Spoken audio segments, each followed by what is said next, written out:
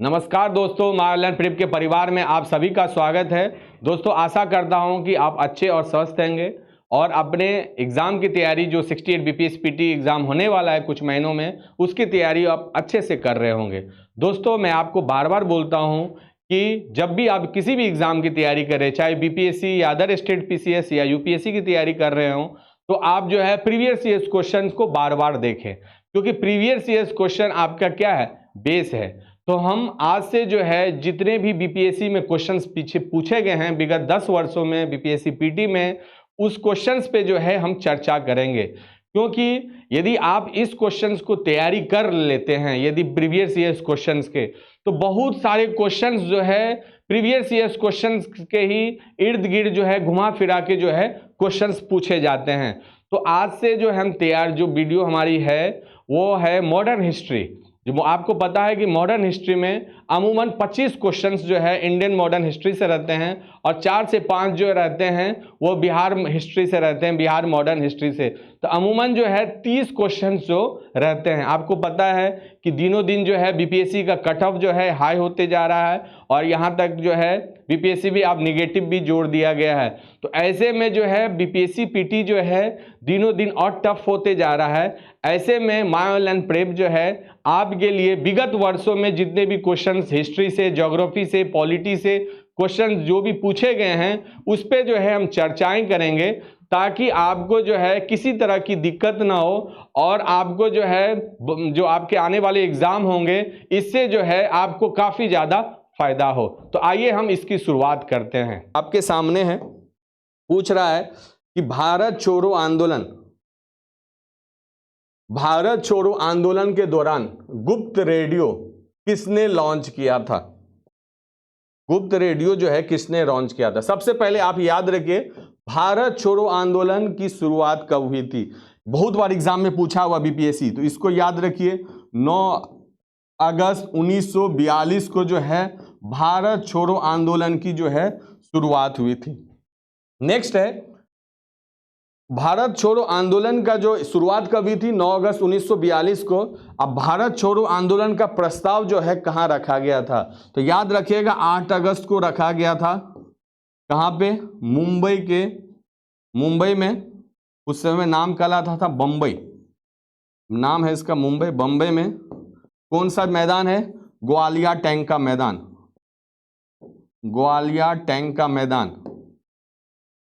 का मैदान में भारत छोड़ो आंदोलन जो है प्रस्ताव पारित हुआ था। कब हुआ था, 8 अगस्त 1942 को। ये भी याद रखिए, बार बार क्वेश्चंस पूछता है। तो देखिए प्रीवियस ईयर क्वेश्चन पे जो है किस तरह से तैयारी किया जाता है। एक क्वेश्चन आया, बस इसका आंसर हमको रट करके आगे नहीं बढ़ना है, या इसको समझ ले इसका आंसर होगा ये।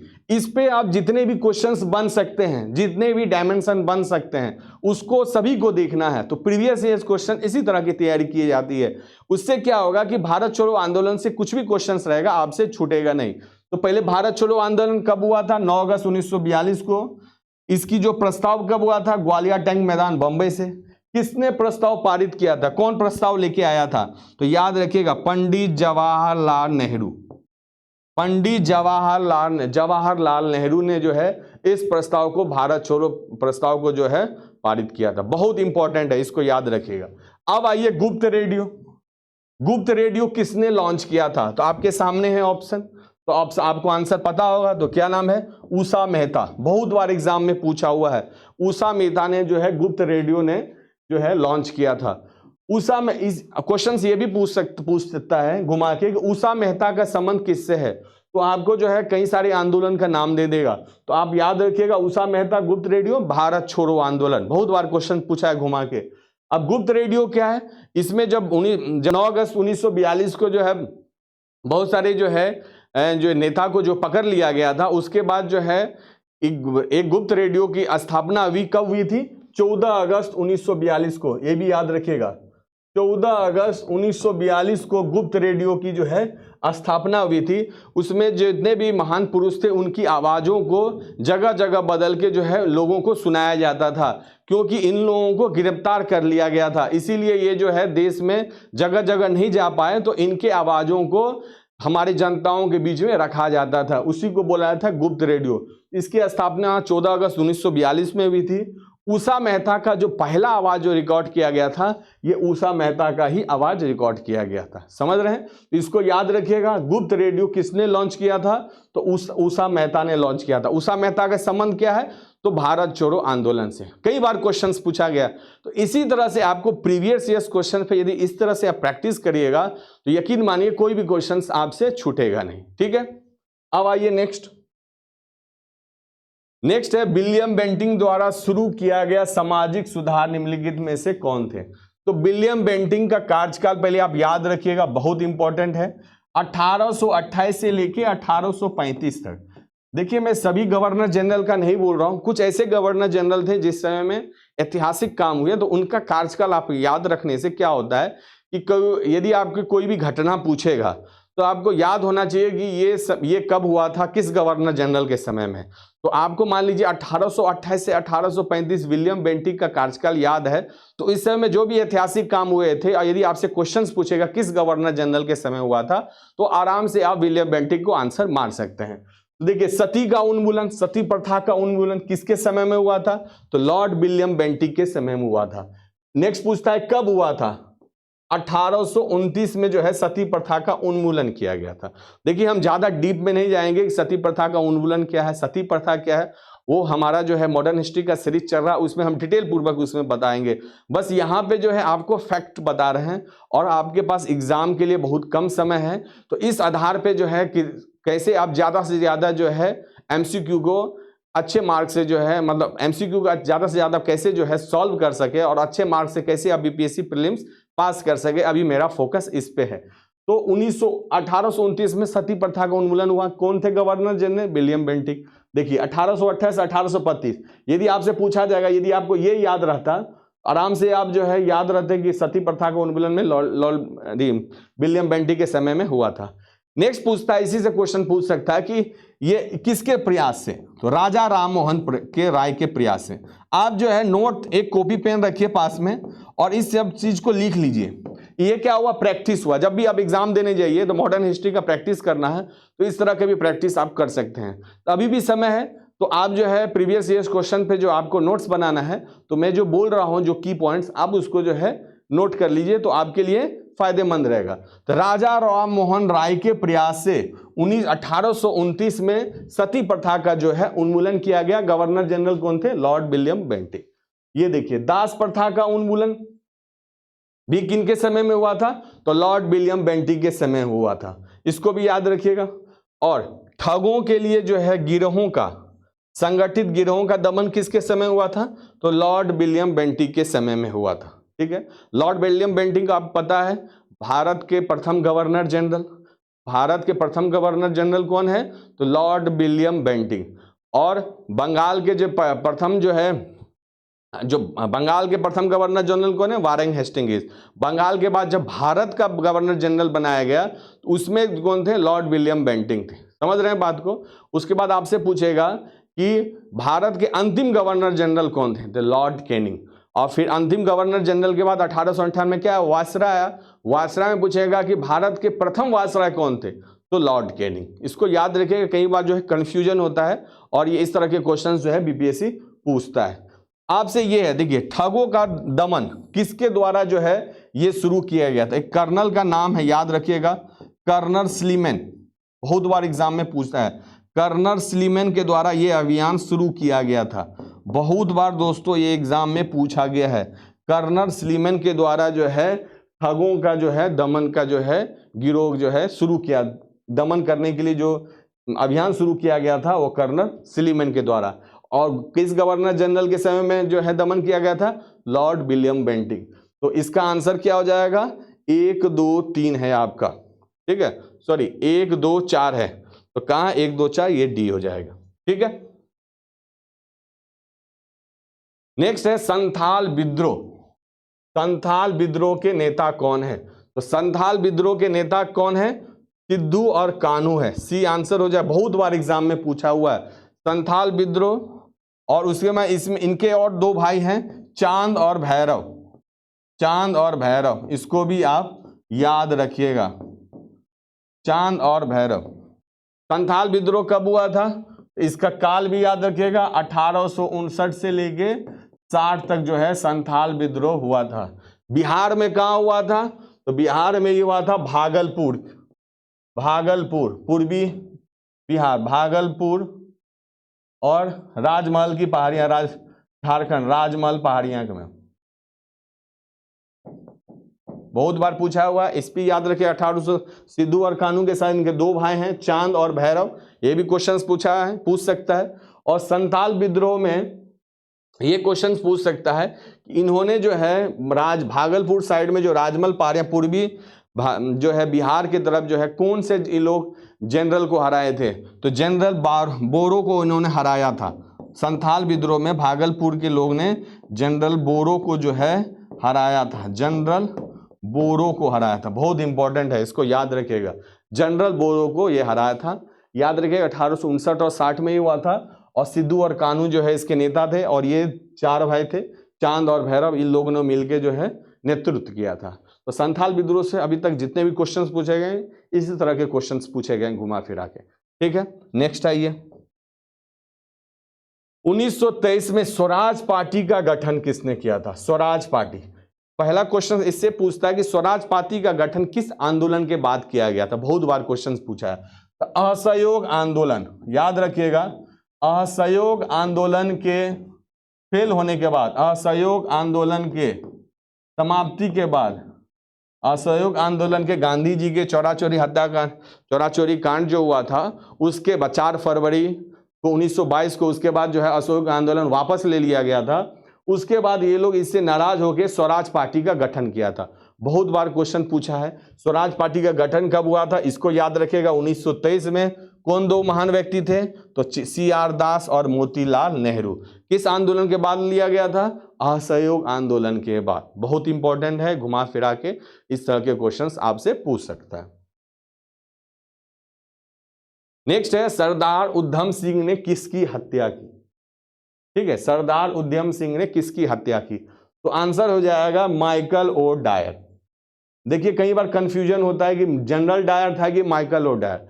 देखिए माइकल ओ डायर, जब जालियांवाला बाग हत्याकांड हुआ था, जालियांवाला बाग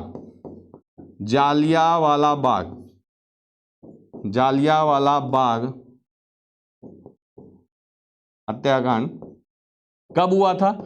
शहीद, इस पे शहीद याद रखिए, डेट शहीद 13 अप्रैल 1919, 13 अप्रैल 1919 को जालियांवाला हत्याकांड हुआ था। 13 अप्रैल 1919 बैसाखी का दिन था, जिसमें जो है पंजाब के गवर्नर कौन थे? माइकल ओ डायर थे। इनके आदेश पे जालियांवाला बाग हत्याकांड हुआ था, जिसमें निहत्थे कई हजार लोग, बच्चे, बूढ़े, महिलाओं की जो है हत्या कर दी गई थी। उसमें जो अंग्रेजी जो सिपाही के जो सेनापति थे वो जनरल डायर थे। समझ रहे हैं? पंजाब के गवर्नर जनरल कौन थे? तो माइकल ओ डायर। तो अब क्वेश्चन ये उठता है कि इन्होंने क्यों मारा?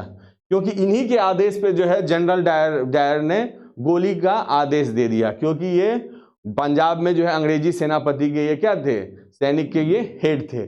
उधम सिंह को लगा कि माइकल डायर को ऐसा नहीं देना चाहिए था। यदि उन्होंने दिया तो इस चीज को जो है रोकवा सकते थे, गोली नहीं चलवा सकते थे, मगर इन्होंने आदेश दिया। इसीलिए उन्होंने कसम खाई कि माइकल ओ डायर विश्व के जिस कोने में रहेंगे हम उनको जो है मारेंगे। और वो दिन आता है, कब आता है? मार्च 1940 को। मार्च 1940 को, लगभग 21 वर्ष के बाद, ये भी याद रखिएगा, 21 वर्ष के बाद वो जो है लंदन में जो है माइकल ओ डायर को जो है एक सभा में जो है गोली मार देते हैं। बहुत इंपॉर्टेंट है। इस पर एक मूवी भी बन रही है जिसमें विक्की कौशल जो है इसमें हीरो है, सरदार उधम सिंह जो है मूवी आ रही है। ठीक है, तो याद रखिएगा किस कांड में? जालियांवाला बाग हत्याकांड, 13 अप्रैल 1900। आपको याद है जालियांवाला बाग हत्याकांड क्यों हुआ था? तो एक थे सैफुद्दीन किचलू और एक और नेता थे, जिनके जो है रॉलेट एक्ट के तहत जो है उनको पकड़ लिया गया था, और ये लोग जो है उसके विरोध में जो है जालियांवाला बाग में जमा हुए थे। उसके बाद जो है निहत्थे लोगों को गोली चला दिया। आप सबको पता है सैफुद्दीन किचलू थे और एक और नाम था, याद नहीं आ रहा है। ठीक है, सतपाल। ठीक है, सैफुद्दीन किचलू और सतपाल थे। ठीक है, डॉक्टर राजेंद्र प्रसाद को संविधान सभा का अध्यक्ष कब बनाया गया? तो आपको पता है कि संविधान सभा की पहली बैठक कब हुई थी? संविधान सभा 9 दिसंबर 1946 को, याद रखिएगा 9 दिसंबर 1946 को संविधान सभा की पहली बैठक हुई थी। बहुत इंपॉर्टेंट डेट है, जिसमें संविधान सभा के अस्थायी अध्यक्ष सच्चिदानंद सिन्हा को संविधान सभा का अध्यक्ष बनाया गया था, मगर परमानेंट नहीं, नॉन परमानेंट। सच्चिदानंद सिन्हा, ये समय था आपको 9 दिसंबर को ही। ये जो कांग्रेस में सबसे बुजुर्ग नेता थे, उनको जो है बनाया गया। ये कॉन्सेप्ट कहां से लिया गया है कि सबसे बुजुर्ग को जो है अध्यक्ष बनाने का कॉन्सेप्ट अस्थायी? तो ये फ्रांस से लिया गया है। एक बार यूपीपीसीएस में या किसी में जो है क्वेश्चन ये पूछा हुआ था, ये कॉन्सेप्ट जो सच्चिदानंद सिन्हा को बनाया गया है, वो किस देश से कॉन्सेप्ट लिया गया था? तो फ्रांस से लिया गया था। ठीक है, अब आइए 11 दिसंबर 1946 को, 11 दिसंबर 1946 को डॉक्टर राजेंद्र प्रसाद को परमानेंट अध्यक्ष बनाया गया था, अस्थायी अध्यक्ष बनाया गया था, परमानेंट अध्यक्ष बनाया गया था। ठीक है, अस्थायी अध्यक्ष बनाया गया था, अस्थायी अध्यक्ष। कौन दिन था? 11 दिसंबर 1946 को। और 13 दिसंबर 1946 को क्या हुआ था? पंडित जवाहरलाल नेहरू ने ऑब्जेक्टिव जो रेजोल्यूशन लेके आए थे, जो बाद में जो है प्रस्तावना के रूप में जो है इसको जो है भारतीय संविधान में शामिल किया गया था। तो 13 दिसंबर 1946 का ऐतिहासिक दिन था, जिसमें ऑब्जेक्टिव रेजोल्यूशंस लाया गया था पंडित जवाहरलाल नेहरू को। और आपका 26 नवंबर 1949 को हमारा संविधान बन के तैयार हुआ था। ठीक है, बहुत सारे, ये बहुत इंपॉर्टेंट डेट है हमारे जो है संविधान बनने के क्रम में। तो इससे जो है कई बार जो है क्वेश्चंस पूछा गया है, तो हमारा यहाँ पे आंसर क्या हो जाएगा? दिसंबर 1946। ठीक है, नेक्स्ट है महात्मा गांधी द्वारा शुरू किया गया व्यक्तिगत सत्याग्रह का तीसरा सत्याग्रही कौन है? बहुत बार एग्जाम में पूछता है, पहला सत्याग्रही कौन है, दूसरा सत्याग्रही कौन है, तीसरा सत्याग्रही कौन है? तो पहले व्यक्तिगत सत्याग्रह, ये कहां से शुरू हुई, कब शुरू हुई? तो याद रखिएगा 17 अक्टूबर, बहुत इंपॉर्टेंट डेट है, 17 अक्टूबर 1940 को व्यक्तिगत सत्याग्रह की शुरुआत हुई थी। कहां पे हुई थी? तो पावना आश्रम है, महाराष्ट्र से ये शुरू हुई थी। पावना आश्रम महाराष्ट्र से जो है शुरू हुई थी, पूछ सकता है आपको, बहुत इंपॉर्टेंट है डेट। पावना आश्रम महाराष्ट्र से, ये कहाँ है? वर्धा के निकट, वर्धा के जो है निकट है ये महाराष्ट्र में पावना आश्रम में व्यक्तिगत सत्याग्रह की जो है शुरुआत हुई थी, जिसमें पहले सत्याग्रही कौन थे? ये फर्स्ट सत्याग्रही थे, याद रखिएगा, बहुत बार एग्जाम में पूछा हुआ। विनोबा भावे जो है पहला सत्याग्रही थे, दूसरा जो है पंडित जवाहरलाल नेहरू थे, और आपसे तीसरा पूछ रहा है, तो तीसरा जो थे ब्रह्मदत्त थे।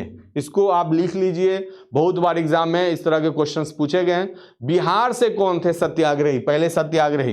तो बिहार से जो थे वो पहले सत्याग्रही, वो भी लिख लीजिए, यहीं पे क्वेश्चंस पूछता है। तो श्री कृष्ण बाबू, जो बिहार में पहले चीफ मिनिस्टर भी बनते हैं, श्री कृष्ण सिंह। ठीक है, श्री कृष्ण सिंह। ठीक है, तो इससे जो है अभी तक इतने ही क्वेश्चंस पूछे गए व्यक्तिगत सत्याग्रह से। व्यक्तिगत सत्याग्रह क्यों हुआ था, नहीं हुआ था, ये थोड़ा डिटेल में हो जाएगा। तो हमारा जो है मॉडर्न हिस्ट्री का सीरीज आ रहा है, उसमें हम पूरा जो है डिटेल पूर्वक पढ़ाएंगे। अभी आपके पास समय कम है, तो अंतिम क्षणों में आप जो है कितना, मतलब आप कितना से ज्यादा कितना प्रैक्टिस करें। तो प्रीवियस ईयर्स क्वेश्चंस को मैं बार बार बोलता हूं कि आप इस तरह से प्रैक्टिस करिएगा, तो आपका जो है एग्जाम 100% निकलेगा। तो यही है, तो आप व्यक्तिगत सत्याग्रह से कुछ भी क्वेश्चन यदि बीपीएससी के द्वारा बनाया जाता है, तो इसी तरह से आपको जो है ये 4 याद रखिएगा। कहाँ? पावना आश्रम महाराष्ट्र में। कब हुआ था? तो 17 अक्टूबर 1940 को। पहला कौन? तो विनोबा भावे, दूसरा जवाहरलाल नेहरू, तीसरा ब्रह्मदत्त। बिहार से श्री कृष्ण। बस इतना ही। ठीक है, अब नेक्स्ट आइए। बिहार के पहले भारतीय गवर्नर, देखिए बिहार के पहले भारतीय गवर्नर, तो इसमें जो है बहुत सारे लोगों ने ई ऑप्शन मारा, उनको लगा कि जयराम दौलत राम होंगे, नहीं, वो स्वतंत्र भारत के जो है पहले गवर्नर थे। भारत के पहले गवर्नर जब 1912 में, आपको पता है कि बंगाल से बिहार को अलग कर दिया गया था, आपको सबको पता है, और बिहार उड़ीसा मिलकर जो है संयुक्त प्रांत बनाया गया था। तो बिहार जो है 1912 में बंगाल से अलग हुआ, उड़ीसा भी बिहार में शामिल था, और 1920 में ये गवर्नर बनाए गए, कौन?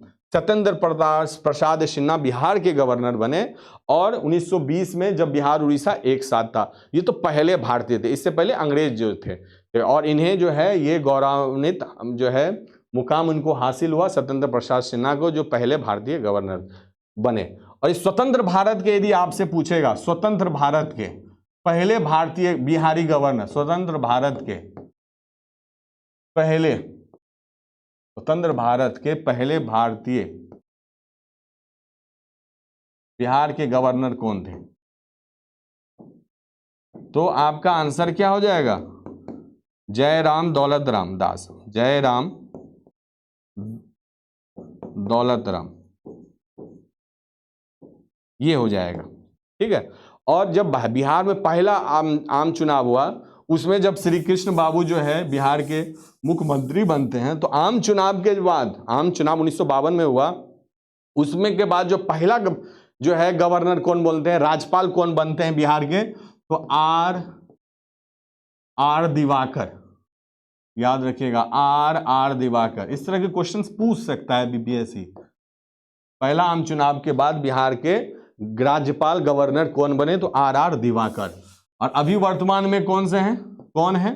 तो फागू चौहान, फागू चौहान कितने नंबर के गवर्नर है? तो 39वें नंबर के जो है गवर्नर है फागू चौहान बिहार में अभी वर्तमान में, ठीक है। तो ये क्वेश्चंस हैं।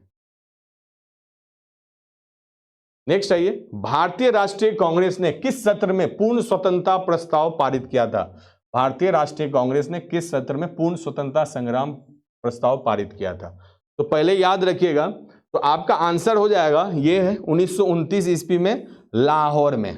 तो आप इतना ही क्वेश्चन छोड़ के आगे बढ़ जाते हैं, नहीं, हमें जो है यहीं पे रखना है कि लाहौर में किस नदी के तट पे जो है पूर्ण स्वतंत्रता संग्राम पारित किया गया था। तो ये भी याद रखिए, यहीं पे लिख, आप जो है नोट्स बना लीजिए, तो आपके क्या होगा, इससे और भी यदि इस तरह के क्वेश्चंस यदि इससे घुमा के पूछेगा तो यही क्वेश्चंस बन सकता है, तो आप जो है आसानी से उस क्वेश्चन का जवाब दीजिएगा। तो रावी नदी के तट पे, रावी नदी के तट पे आप पूछेगा कि लाहौर में जो अधिवेशन हुआ था कांग्रेस के, उसके अध्यक्ष कौन थे? अब यहां से पूछेगा आपसे अध्यक्ष कौन थे, अध्यक्ष कौन थे?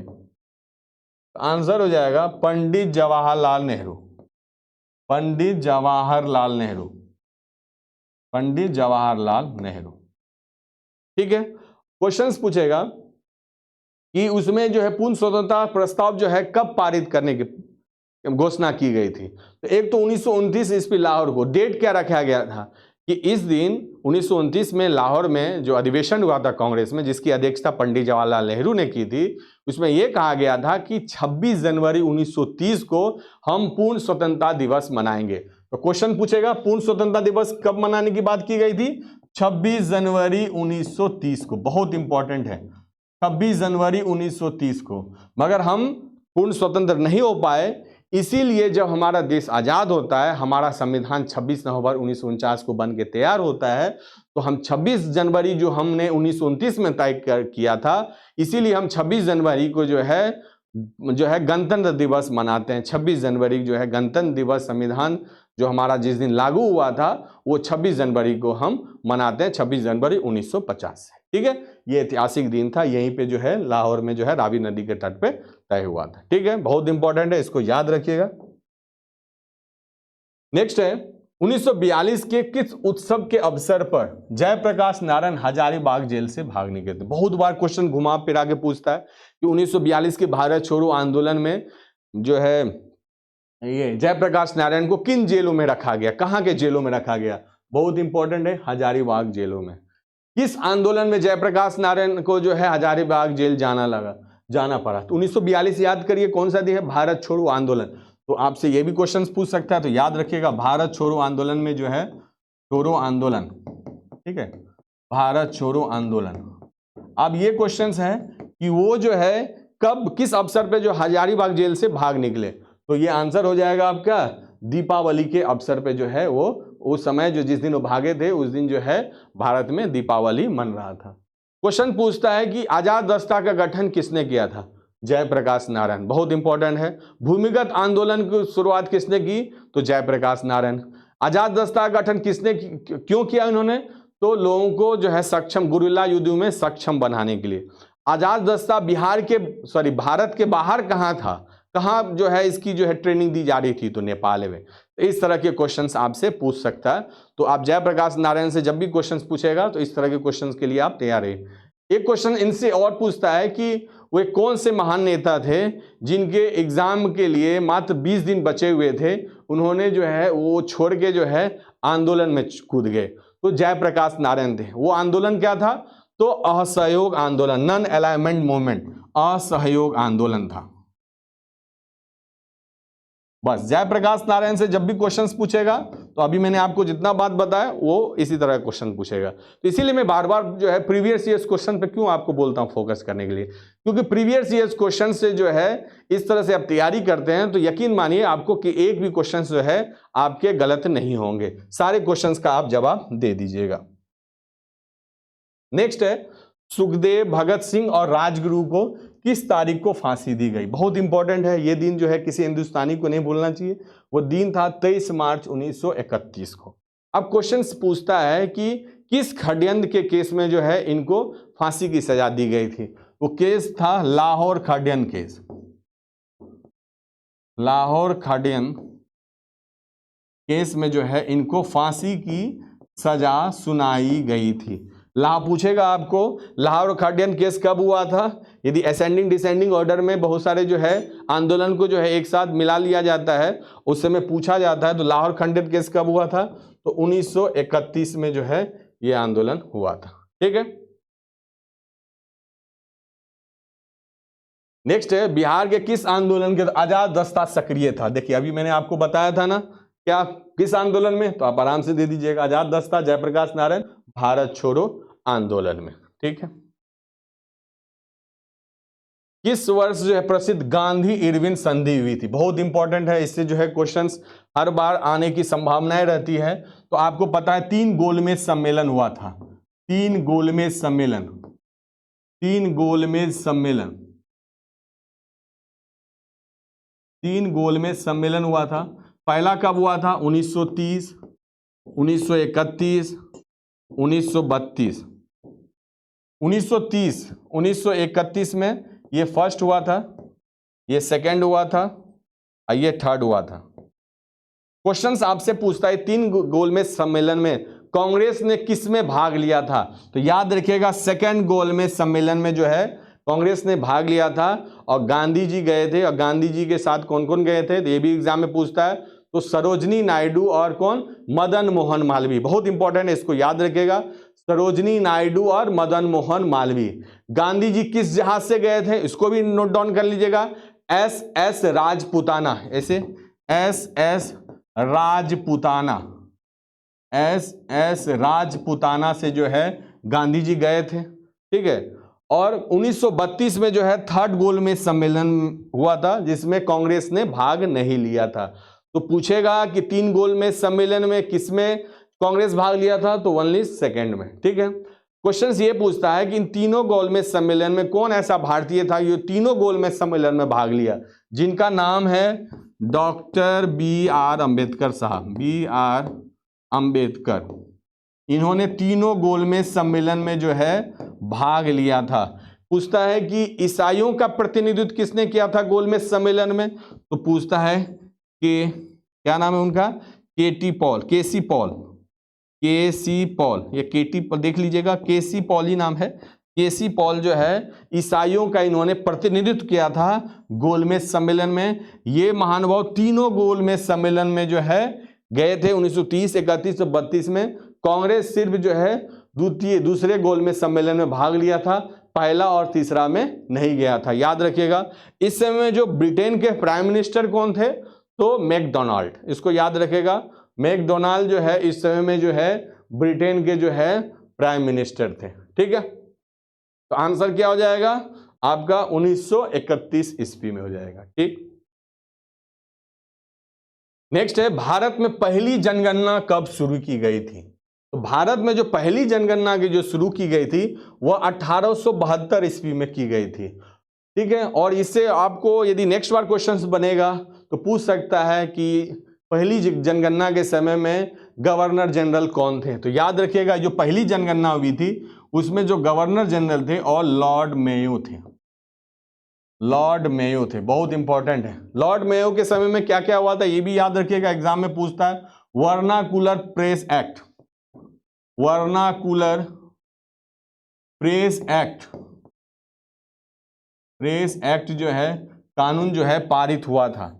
इनके समय में लॉर्ड मेयो के समय में द्वितीय एंग्लो अफगान युद्ध हुआ था, द्वितीय एंग्लो अफगान युद्ध हुआ था, ये भी याद रखिएगा, एंग्लो अफगान युद्ध हुआ था, ठीक है। लॉर्ड मेयो से जो है इतने क्वेश्चंस आपसे बन सकते हैं। वर्नाकुलर प्रेस एक्ट किस गवर्नर जनरल, लॉर्ड मेयो। पहली जनगणना वर्ष किस गवर्नर जनरल, तो लॉर्ड मेयो।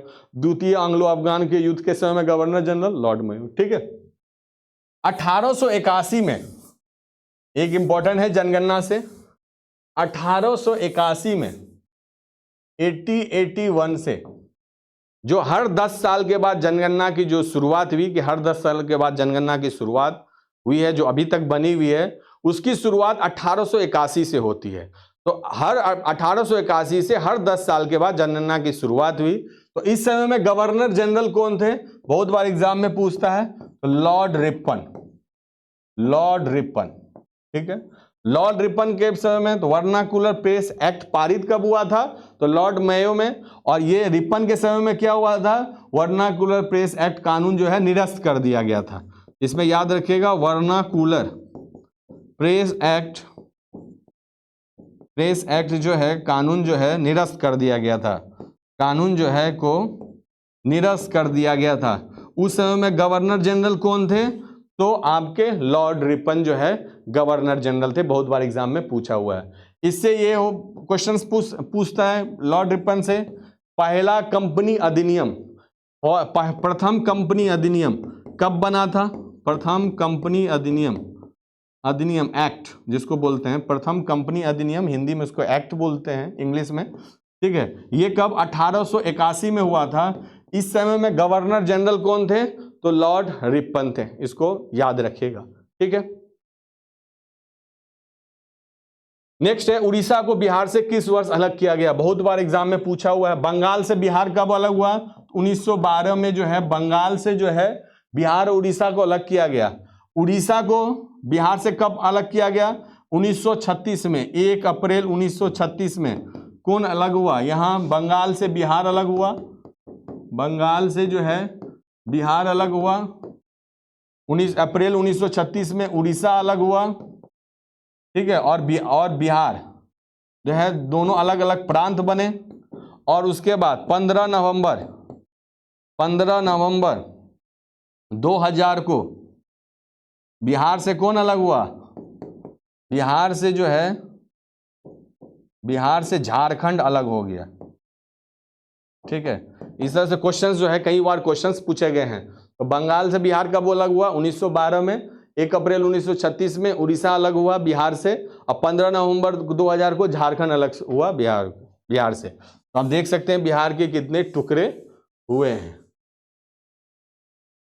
नेक्स्ट आइए, किस जगह खुदीराम बोस ने किंग्स फोर्ट को मारने की कोशिश की गई थी। तो इस बहुत बार क्वेश्चंस घुमा फिरा के पूछता है, तो आंसर होगा क्या होगा, मुजफ्फरपुर। क्वेश्चन पूछता है खुदीराम बोस को जो है कब फांसी दी गई थी, बहुत इंपॉर्टेंट है।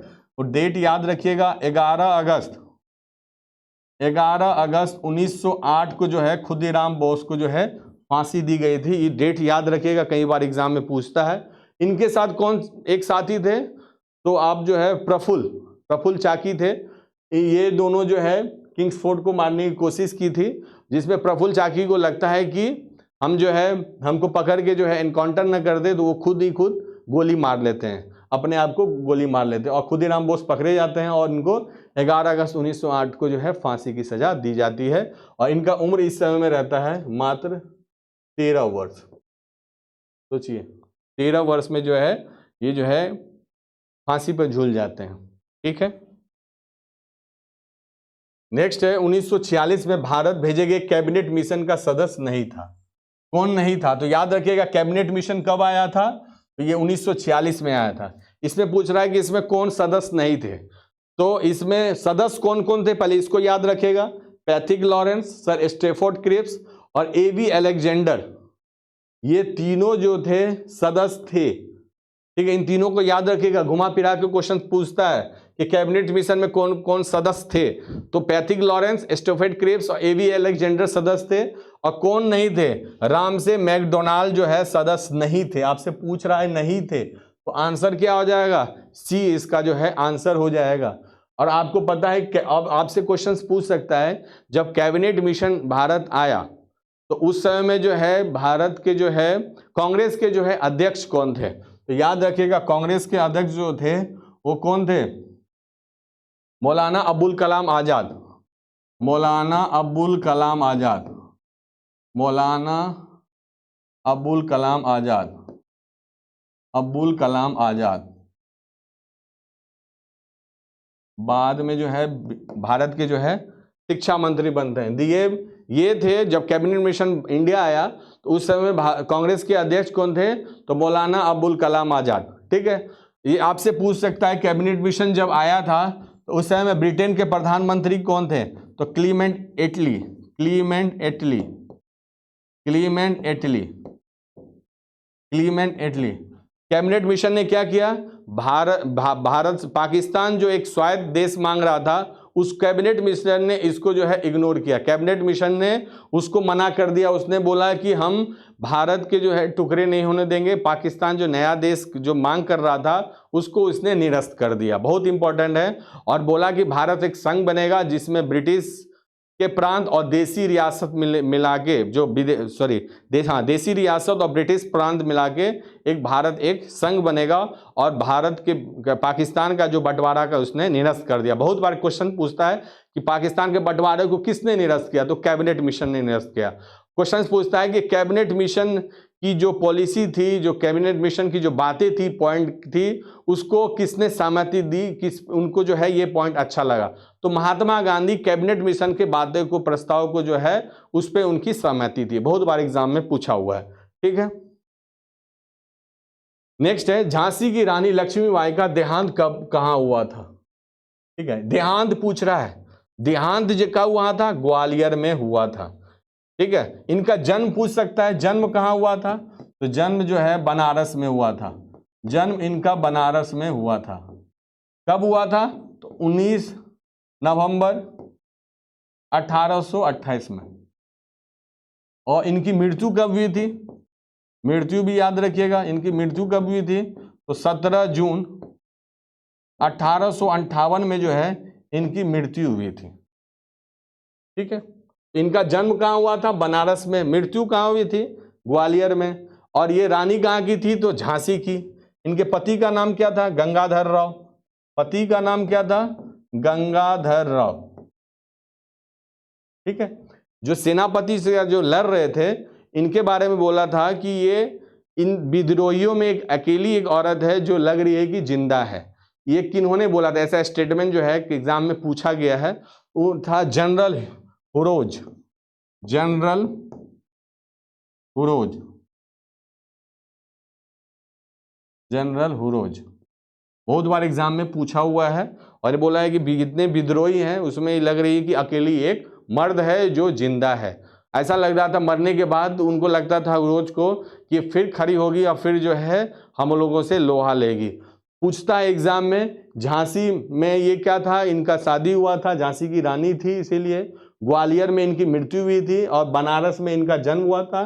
जन्म डेट याद रखिएगा, मृत्यु डेट याद रखिएगा। जनरल हिरोज का संबंध क्या है तो ये याद रखिएगा। ये क्वेश्चन झांसी की रानी से जब भी क्वेश्चन बनता है तो इस तरह क्वेश्चन बनते आ रहे हैं। नेक्स्ट है 1946 में अंतरिम सरकार के मंत्रिमंडल में श्रम विभाग का पोर्टफोलियो किसे जो है आवंटित किया गया।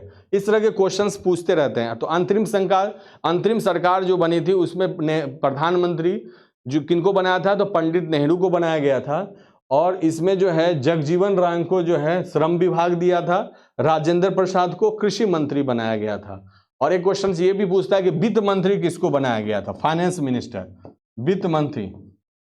ये तब की बात है जब भारत पाकिस्तान में जो है आपस में जो है ये अंतरिम सरकार में जो है मुस्लिम लीग भी शामिल हुए थे। तो वित्त मंत्री जो बनाया गया था वो लियाकत अली को बनाया गया था, लियाकत अली। पाकिस्तान बंटवारे के बाद जो है ये लोग जो है पाकिस्तान चले गए, मुस्लिम लीग के ये जो है नेता थे, ठीक है। तो वित्त मंत्री किसको बनाया गया था, तो लियाकत अली को बनाया गया था। श्रम विभाग किसको, जगजीवन राम। कृषि मंत्री डॉक्टर राजेंद्र प्रसाद। और प्रधानमंत्री कौन थे, तो पंडित जवाहरलाल नेहरू, अंतरिम सरकार, इंटरिम गवर्नमेंट के। तो ये क्वेश्चन, इस तरह के क्वेश्चन पूछते आते हैं। नेक्स्ट है सिंध पर विजय प्राप्त की और कब्जा कर लिया, ठीक है। तो याद रखिएगा नेपियर के बाद में रखिए सिंध पर इन्होंने जो है कब्जा कर लिया और जो है इन्होंने जो है कब्जा और प्राप्त कर लिया।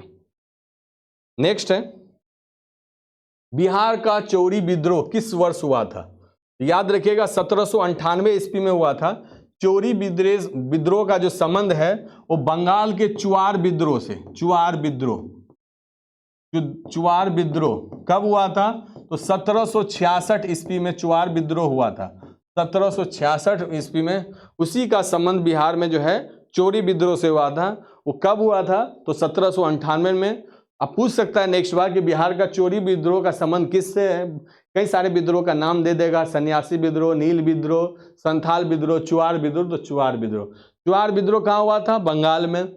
और बंगाल में किस चुआर विद्रोह कब हुआ था, तो 1766 ईस्वी। नेक्स्ट है किस राज्य में चौरी चौरा है जहां फरवरी 1922 में एक पुलिस स्टेशन में आग लगा दी गई थी। मैंने आपको बताया था, डेट याद रखिएगा 4 फरवरी 1922, बहुत इंपॉर्टेंट है। जब चौरा चोरी कांड हुआ था, कहाँ पे हुआ था ये चौरा चोरी जो है, आपको एक पुलिस स्टेशन है, कहाँ पे एक जगह है, वो है आपका उत्तर प्रदेश गोरखपुर के पास, जहाँ पे चौरा चोरी कांड हुआ था 4 फरवरी 1922 को, जहाँ पे किसान पे जो है गोली चला दी गई थी अंग्रेजों के द्वारा। उसके विरोध में जो है वहाँ के लोगों ने वहाँ पुलिस स्टेशन जो था गोरखपुर के नज़दीक के पास, चौरा चोरी जगह के पास, वहाँ पे पुलिस थानों में जो है आग लगा दी आंदोलनकारियों के द्वारा। उसके बाद गांधी जी जो है को लगा कि आंदोलन हिंसात्मक हो गया है, क्योंकि गांधी जी आपको सबको बताया कि वह अहिंसा के पुजारी थे। उसके बाद उन्होंने असहयोग आंदोलन वापस ले लिया। तो पूछता है किस आंदोलन के बाद वापस ले लिया, तो चौरा चोरी के बाद जो है असहयोग आंदोलन वापस ले लिया गया था। देखिए असहयोग आंदोलन सिर्फ जो है एक आंदोलन का नहीं था, उसमें खिलाफत आंदोलन भी था, बहुत बार पूछता है।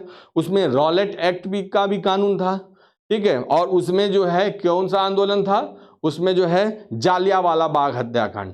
ये तीनों आंदोलन का जो एक मिश्रण था, एक आंदोलन था जो 1920 में शुरू हुआ था, ठीक है। 1920 में जो असहयोग आंदोलन शुरू हुआ था। और 4 फरवरी 1922 को जब गोरखपुर में के जगह पे चौरा चोरी में जब पुलिस थाने में आग लगा दी गई, उसके बाद गांधी जी के द्वारा असहयोग आंदोलन वापस ले लिया गया। वो दिन था 4 फरवरी 1922 को, गोरखपुर का, उत्तर प्रदेश। नेक्स्ट है बारडोली सत्याग्रह का सफल नेतृत्व किसने किया था। तो याद रखिएगा वो समय है 1928 का समय है, जिसका नेतृत्व किसने किया था, तो वल्लभ भाई पटेल ने। बारडोली जो है गुजरात में एक जगह है जहां पे किसान जो है टैक्स लिए थे, 22% कर जो है अंग्रेज के द्वारा लिया जाता था, 22%, जिसमें वहां के जो आदमी थे, लोकल थे, उन्होंने इसका विद्रोह किया था, जिसका नेतृत्व है सरदार वल्लभ भाई पटेल को मिला। और सरदार वल्लभ भाई पटेल वहीं से जो है भारत के स्वतंत्रता संग्राम में जो है इनकी पहचान बनती है। और उनमें जो 22% था विरोध में शामिल हुए। बाद में इन लोगों के आंदोलन के कारण वो जो है टैक्स जो है सरकार के द्वारा, अंग्रेज के द्वारा कितना कर दिया गया, 6% कर दिया गया। और ये एक तरह से बहुत बड़ी जीत थी। उसके बाद यहाँ के महिलाओं ने वल्लभ भाई पटेल का नाम जो है सरदार दिया। तो बाद में ये कहलाए सरदार वल्लभ भाई पटेल बारडोली सत्याग्रह के बाद। कई बार पूछता है कि इनको सरदार की उपाधि किसने दी, तो इनकी सरदार की उपाधि बारडोली की महिलाओं ने इनको सरदार की उपाधि दी थी, ठीक है। नेक्स्ट है फ्रंटियर गांधी के नाम से, फ्रंटियर गांधी के नाम से किसे जाना जाता है? पहला है अब्दुल गफ्फार खां, बी है एम ए जिन्ना, सी है शौकत अली, डी है अबुल कलाम आजाद। तो आंसर हो जाएगा अब्दुल गफ्फार खां को जो है फ्रंटियर गांधी के नाम से जाना जाता है। क्यों जाना जाता है? जैसे असहयोग आंदोलन में जो है गांधी जी लीड कर रहे थे, तो सीमांत प्रांत पेशावर वगैरह, जो उस टाइम पाकिस्तान हमारा पार्ट था, तो सीमावर्ती जो क्षेत्र थे पेशावर साइड, वहां पे लीड कर रहे थे सीमा ये असहयोग आंदोलन कौन? अब्दुल गफ्फार खां। इसीलिए उनको जो है सीमांत गांधी बोला जाता है। ठीक है, फ्रंटियर गांधी के बारे में आपसे क्वेश्चन यदि पूछता है अब्दुल गफ्फार खां के बारे में, तो इन्होंने खुदाए खिदमतगार दल की स्थापना की थी। खुदाए खिदमतगार दल की स्थापना की थी। बहुत बार एग्जाम में पूछता है खुदाए खिदमतगार दल की स्थापना किसने की थी? अब्दुल गफ्फार खां। फ्रंटियर गांधी या सीमांत गांधी भी उसको बोलते हैं हिंदी में, फ्रंटियर गांधी, सीमांत गांधी, अब्दुल गफ्फार खां। खुदाए खिदमतगार को हिंदी में बोला जाता है, जिसे बोला जाता है लाल कुर्ती दल। इसको भी याद रखिएगा, लाल कुर्ती दल। पूछ सकता है कि लाल कुर्ती दल का जो है स्थापना किसने किया था? अब्दुल गफ्फार खां। खुदाए खिदमतगार का स्थापना किसने किया था? तो अब्दुल गफ्फार खां। ठीक है, ये नेक्स्ट बढ़ते हैं। नेक्स्ट है गांधी जी को चंपारण आने के लिए किसने आमंत्रित किया? तो राजकुमार शुक्ल, बी है राजेंद्र प्रसाद, सी है जयप्रकाश नारायण, डी है कृष्ण साय। आप सबको पता है इसका आंसर हो जाएगा राजकुमार शुक्ल। अब यहाँ क्वेश्चन ये राजकुमार शुक्ल तो आपको सबको पता है। क्वेश्चन ये पूछता है कि राजकुमार शुक्ल किस कांग्रेस के अधिवेशन में गए थे तो गांधी जी से उनकी मुलाकात हुई? तो बहुत इंपॉर्टेंट है, 1916 का बहुत इंपॉर्टेंट अधिवेशन है, वह है लखनऊ अधिवेशन, जिसमें राजकुमार शुक्ल बिहार के जो है जमींदार रहते हैं, वो गांधी जी के पास जाते हैं और चंपारण में नील की खेती के बारे में उन्हें बताता है कि अंग्रेज के द्वारा क्या अत्याचार किया जाता है। चंपारण इसमें 3 कठिया पद्धति को जो है अंग्रेज के द्वारा अपनाई के द्वारा जो है फोर्सफुली जो है किसानों के द्वारा अपनाने के लिए बोला जाता है, जिसके बारे में सारे डिटेल पूर्वक जो है गांधी जी से जो है ये लखनऊ अधिवेशन में जो है उनसे जो है राजकुमार शुक्ल बोलते हैं और उनको बोलते हैं कि आप जो है बिहार आइए, और फिर आपको 1 साल के बाद 1917 में पटना जो है चंपारण का जो है दौरा होता है गांधी जी का। 1916 में लखनऊ अधिवेशन में राजकुमार शुक्ल की जो है मुलाकात होती है गांधी जी की।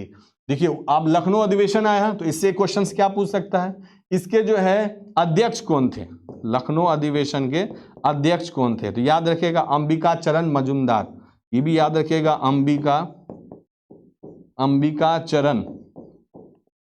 अंबिका चरण मजूमदार जो है इसके अध्यक्ष थे। इसमें क्या क्या हुआ था ऐतिहासिक घटना? इसमें पहला नरम दल और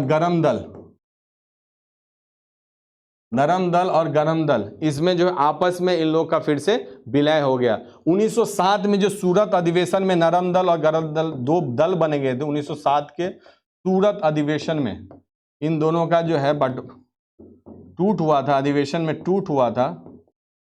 वो जो है 1916 के अधिवेशन में इन दोनों का आपस में विलय हो गया था। ठीक है, इसमें गांधी जी का अहम रोल रहा था, एनी बेसेंट का अहम रोल रहा था। अब क्वेश्चन ये पूछ सकता है कि एक क्वेश्चन ये भी बनता है लखनऊ अधिवेशन में कि कांग्रेस ने कब मुस्लिम लीग को जो है मान्यता दी? इससे पहले मुस्लिम लीग जो दल बनाया गया था उसको मान्यता नहीं दी गई थी कांग्रेस के द्वारा। तो लखनऊ अधिवेशन में जो है मुस्लिम लीग को मान्यता दी थी किसने? तो कांग्रेस ने। बहुत इंपॉर्टेंट है 1916 का लखनऊ अधिवेशन। नरम दल गरम दल का बंटवारा कब हो गया था? स्वदेशी आंदोलन के कारण, तो सूरत अधिवेशन में। और आपको पता है ये क्वेश्चन राजकुमार शुक्ल जो है गांधी जी से कब मिले? तो गांधी जी से आपको मिले हैं 1916 के लखनऊ अधिवेशन में। ठीक है, तो नेक्स्ट है 1855 ईस्वी के संथाल विद्रोह का नेतृत्व किसने किया था? अभी हमने आपको बताया इसका नेतृत्व जो किया था ये सिद्धू और कान्हू, ये 4 भाई थे, चांद और भैरव, नाम इनका भी याद रखिएगा, चांद और भैरव। तो संथाल विद्रोह कब हुआ था? अभी आपको मैंने बताया संथाल विद्रोह जो हुआ था 1855 से लेके 56 तक, ये आपसे पूछता है कहां पे हुआ था, तो ये भागलपुर और राजमहल पहाड़ियां में जो है हुआ था। नेक्स्ट क्वेश्चन इससे पूछता है, एक मेजर का नाम हमने आपको बताया था, वो मेजर का नाम क्या है, मेजर बारो, जिसको इन रीजनों में, भागलपुर क्षेत्र रीजन में संथाल विद्रोह के दौरान इन मेजर को जो है संथाल के द्वारा जो है हराया गया था। बहुत बार एग्जाम में पूछा हुआ है, इसीलिए याद रखिएगा, संथाल विद्रोह, नील विद्रोह, सन्यासी विद्रोह, इससे जो है क्वेश्चंस पूछता है पीटी और मेंस दोनों में। नेक्स्ट है हमारा, अंतरिम सरकार में वित्त मंत्री कौन थे। मैंने आपको बताया कि अंतरिम सरकार में श्रम मंत्री कौन थे, कृषि मंत्री कौन थे, प्रधानमंत्री कौन थे और वित्त मंत्री कौन थे, ये पूछता है। आपको पता है कि अंतरिम सरकार में जो है पंडित जवाहरलाल नेहरू के नेतृत्व में जो है मंत्रालय का गठन हुआ था। इसमें कई विभाग जो है के पद पे जो है विभिन्न महान पुरुष जो है रहे हुए थे। तो वित्त मंत्री कौन थे, तो ये मुस्लिम लीग के आदमी थे, इनका नाम था लियाकत अली खां। बहुत बार एग्जाम में पूछा हुआ है, इसको याद रखिएगा, लियाकत अली खां। और रेलवे मंत्री आसफ अली थे, मुस्लिम लीग के ही आदमी थे। फिर जो है पाकिस्तान का बंटवारा होने के बाद ये लोग पाकिस्तान चले गए, तो रेलवे मिनिस्टर कौन थे, आसफ अली। वित्त मंत्री कौन थे, लियाकत अली खान।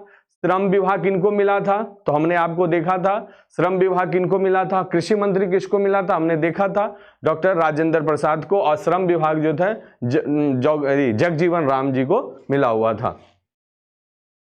नेक्स्ट आइए, फॉरवर्ड ब्लॉक की स्थापना किसके द्वारा की गई थी। बहुत बार एग्जाम में पूछा हुआ है।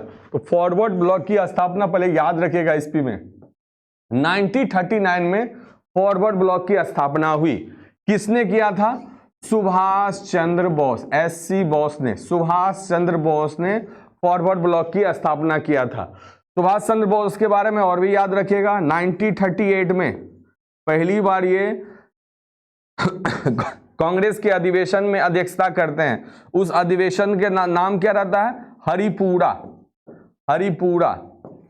हरिपुरा अधिवेशन की जो है ये अध्यक्षता करते हैं। हरिपुरा कहाँ है, तो MP में, मध्य प्रदेश में हरिपुरा अधिवेशन की अध्यक्षता करते हैं 1938 में। ये जो है पहला अधिवेशन की अध्यक्षता करते हैं, कौन सा, हरिपुरा अधिवेशन के। 1939 में ये फिर से जो है इनको जो है अध्यक्ष पद के रूप में चुना जाता है। उस जगह का नाम क्या है, त्रिपुरी अधिवेशन के लिए जो है इनको चुना जाता है, त्रिपुरी अधिवेशन के लिए चुना जाता है। मगर गांधी जी की पसंद कौन रहता है, पट्टाभी सीतामरैया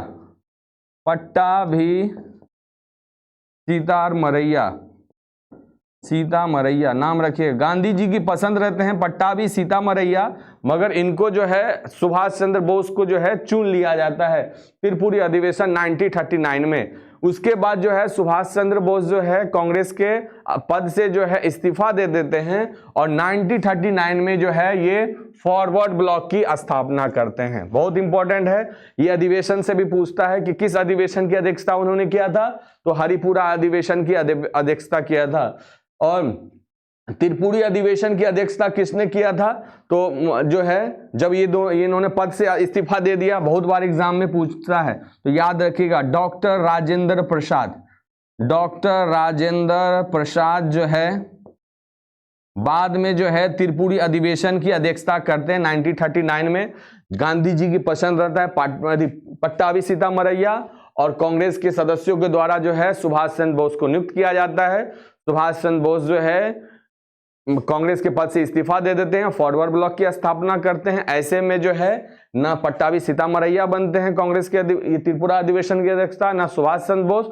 उसके बदले कौन बनते हैं, तो डॉक्टर राजेंद्र प्रसाद जो है त्रिपुरा अधिवेशन की अध्यक्षता करते हैं। ठीक है, उसके बाद नेक्स्ट आप देख लीजिए, बहिष्कृत भारत पत्रिका की शुरुआत किसने की थी। बहिष्कृत भारत पत्रिका की शुरुआत किसने की थी, तो याद रखिएगा बाबा साहब अंबेडकर, डॉक्टर BR अंबेडकर साहब ने बहिष्कृत भारत की पुस्तिका जो है पत्रिका की शुरुआत की थी। और साथ ही साथ इनका और पुस्तिका है, वो भी याद रख लीजिएगा, डॉक्टर BR अम्बेडकर का।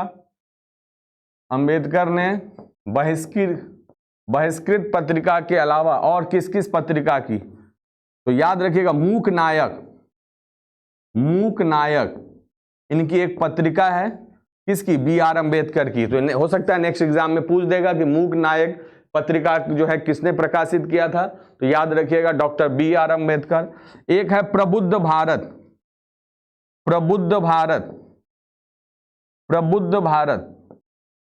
भारत की किसने की थी, तो डॉक्टर BR अम्बेडकर। एक बुक का नाम है समता, और एक कौन है, बहिष्कृत भारत, मूक नायक, प्रबुद्ध भारत, समता, और एक और है उनका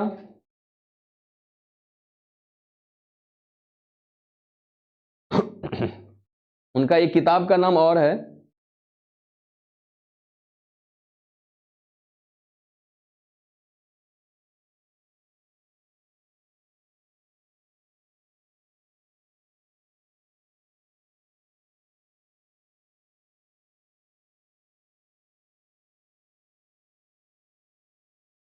एक किताब का नाम और है, याद नहीं आ रहा है, तो समता याद रखिएगा, प्रबुद्ध भारत और मूक नायक और बहिष्कृत भारत, ये चार जो है BR अम्बेडकर की जो है पत्रिका की जो उन्होंने शुरुआत की थी। बहुत इंपॉर्टेंट है, एग्जाम में घुमा फिरा के आपसे पूछ सकता है। ठीक है, नेक्स्ट आते हैं, भारतीय राष्ट्रीय कांग्रेस की प्रथम महिला अध्यक्ष। बहुत बार इसमें लोग कंफ्यूजन करते हैं, प्रथम महिला पूछ रहा है, प्रथम भारतीय महिला नहीं। तो प्रथम महिला जब भी होगा एनी बेसेंट, और यहीं पे आप लिख लीजिए, नोट बना लीजिए, प्रथम भारतीय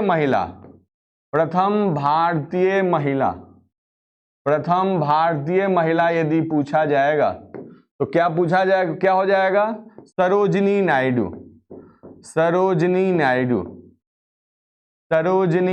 प्रथम भारतीय महिला जो है कांग्रेस की अध्यक्ष यदि पूछेगा तो सरोजिनी नायडू। यहां पूछा है भारतीय राष्ट्रीय कांग्रेस की प्रथम महिला अध्यक्ष एनी बेसेंट। ये कौन सी अधिवेशन था, तो 1917 का कोलकाता अधिवेशन, 1917 का कोलकाता अधिवेशन की इन्होंने अध्यक्षता की थी। ये जो है भारतीय राष्ट्रीय कांग्रेस की प्रथम महिला अध्यक्ष थी। सरोजिनी नायडू जो प्रथम भारतीय महिला बनी, ये 1925 की कानपुर की अध्यक्षता की थी, 1925 की कानपुर अधिवेशन की अध्यक्षता। बहुत बार एग्जाम में पूछा हुआ है, कानपुर अधिवेशन की अध्यक्षता इन्होंने की थी, कानपुर अधिवेशन की अध्यक्षता की थी 1925 में। ठीक है, सरोजिनी नायडू को क्या बोला जाता है, भारत कोकिल बोला जाता है, भारत की कोकिला कौन है, तो सरोजिनी नायडू। ये भी आपसे क्वेश्चंस पूछ सकता है सरोजिनी नायडू के बारे में। और क्या, ये जो है किसी राज्य की पहली महिला राज्यपाल बनी थी। ये पहली महिला जो है किसी राज्य की बनी थी राज्यपाल, पहली महिला राज्यपाल कौन, सरोजिनी नायडू। पहली महिला राज्यपाल बनी थी कौन, सरोजिनी नायडू। किस राज्य की, तो उत्तर प्रदेश राज्य की जो है पहली महिला, किसी भी राज्य की पहली महिला राज्यपाल बनने वाली पहली महिला थी सरोजिनी नायडू। और भारत की प्रथम महिला अध्यक्ष जो थी कांग्रेस की, वो सरोजिनी नायडू थी। किस राज्य की बनी थी, तो यूपी की बनी थी। एनी बेसेंट के बारे में, होम रूल आंदोलन आपने नाम ने सुना होगा, इन्होंने होम रूल आंदोलन की नींव रखी थी। उन्होंने एक बुक का नाम था इनका, वो याद रखिएगा, न्यू इंडिया। बहुत बार एग्जाम में पूछा है, न्यू इंडिया नामक बुक की जो है रचिता कौन थी, एनी बेसेंट। एक और बुक नाम है इनका, इनके बुक का नाम एक और है, द कॉमनवेल्थ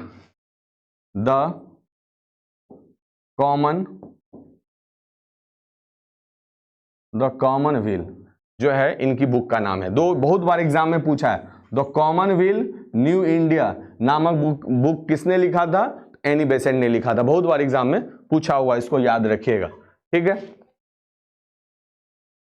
नेक्स्ट आइए, 1857 के विद्रोह को प्रथम भारतीय संग्राम के रूप में किसने वर्णित किया था।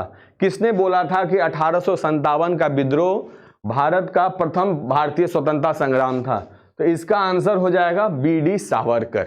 बी.डी. सावरकर के बारे में एक और लिखे, इनकी 2 बुक का नाम है, पूछता है हिंदुत्व। हिंदुत्व पहला, एक बुक का नाम है इनका हिंदुत्व और दूसरा बुक का नाम है इनका Indian war of the independence. Indian war of the independence. The Indian war of independence 1857। 1857 से याद रखिएगा। तो आपको बुक का नाम पूछ देगा कि ये बुक किसने लिखा है, तो आपको याद होना चाहिए कि 1857 के विद्रोह को प्रथम भारतीय स्वतंत्रता संग्राम किसने कहा था, तो बी.डी. सावरकर। तो इससे आप जो है कोरिलेट कर सकते हैं। और एक बुक का नाम है ये हिंदुत्व। ठीक है,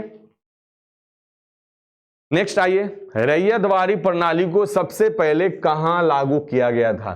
तो अंग्रेज की जो है 3 जो है अर्थव्यवस्था प्रणाली थी। कौन कौन सी थी प्रणाली थी, तो एक जमींदारी व्यवस्था, एक रैयतवाड़ी, एक महालवाड़ी। इससे कई बार क्वेश्चंस पूछता रहता है। तो रैयतवाड़ी प्रणाली कहाँ लागू हुई थी, तो ये मद्रास में। यहाँ पे जनरल कौन थे, थॉमस मुनरो। बहुत बार एग्जाम में पूछा हुआ है, थॉमस मुनरो थे। ठीक है, बहुत बार एग्जाम में पूछा है। रैयतवाड़ी प्रणाली जो मद्रास में लागू किया था, तो मद्रास के गवर्नर कौन थे, तो थॉमस मुनरो थे। ठीक है, नेक्स्ट आइए, जमींदारी व्यवस्था। जमींदारी व्यवस्था बहुत बार एग्जाम में पूछा हुआ है। जमींदारी व्यवस्था, जमींदारी व्यवस्था। तो जमींदारी व्यवस्था जो होगा,